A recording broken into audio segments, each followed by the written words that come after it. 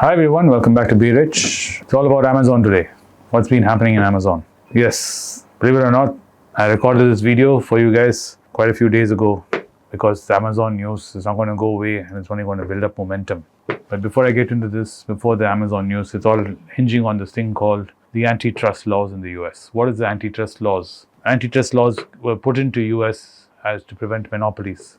Antitrust laws aim to prevent the creation and abuse of monopoly by power. Monopolies can lead to higher prices and reduction in consumer choices and stifle innovation. And prohibiting anti-competitive practices. Antitrust laws prohibit various anti-competitive practices such as price fixing, bid rigging, market allocation agreements, and other collusion activities that are harmful to competition. In a free market, in a capital society, you want innovation. For innovation to grow and foster, you need things to be a level playing field of sorts. Doesn't have to be absolutely flat level, but has to be at least give you a chance, give you an opportunity to succeed in it. So that is what antitrust laws try and do. They promote market competition by the overarching goal of antitrust laws is to promote and protect competitive market with benefits to consumers by encouraging lower prices, higher quality of products, and greater innovation.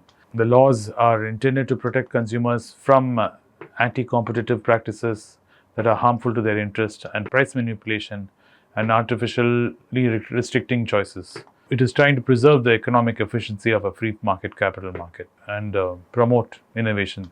So why is this being done? Antitrust enforcement is carried out by the government agencies such as the FTC, DOJ, the United States. India has its own set of agencies which try and do this in India.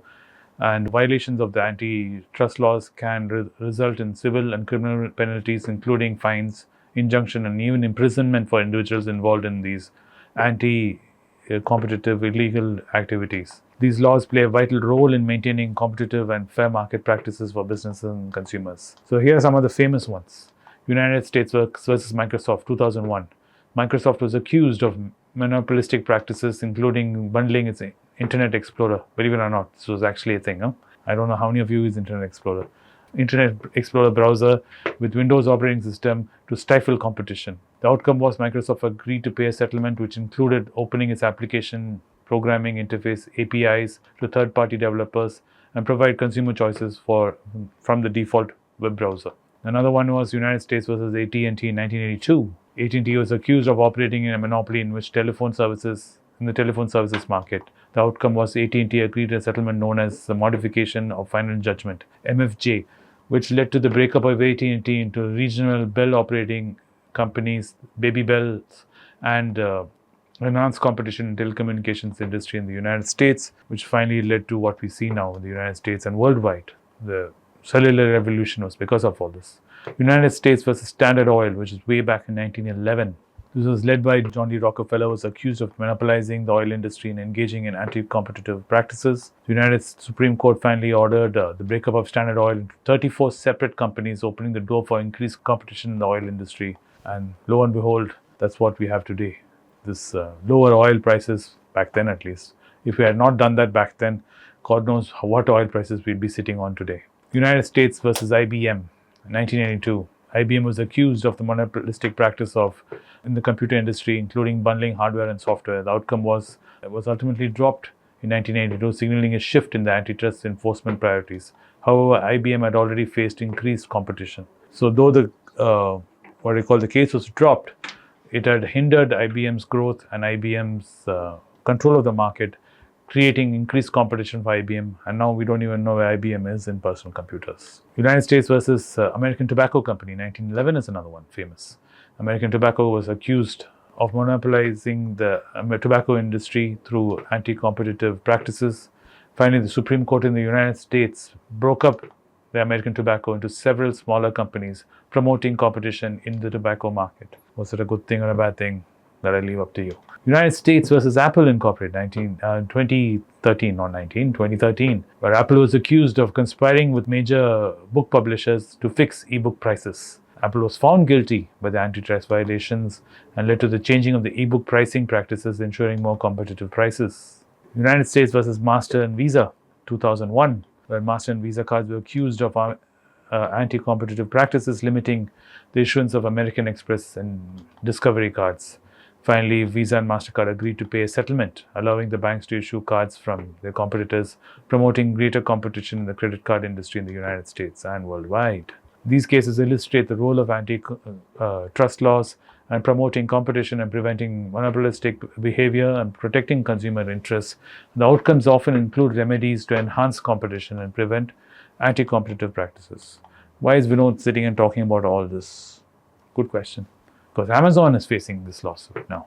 Amazon, my God, is facing the FTC, and 17 states in the United States have joined together, and Amazon is facing antitrust lawsuits from the Federal Trade Commission in 17 states in the United States of America. The FTC and the United States Attorney of these states general allege that Amazon is a monopolist and is using anti-competitive strategies to maintain market monopoly and power. Amazon's actions claim to prevent rivals and sellers from lowering prices and grading the product quality for shoppers, overcharging sellers and stifling innovation and preventing fair competitions against Amazon. The lawsuit has been filed in the US district courts and the Western District Courts of Washington. Amazon's alleged tactics are stifling competition and covering aspects such as price, product selection, quality, and ability of rivals to attract shoppers and sellers, of which contribute to mainstream it's dominating. Many of you who used Amazon may have experienced this.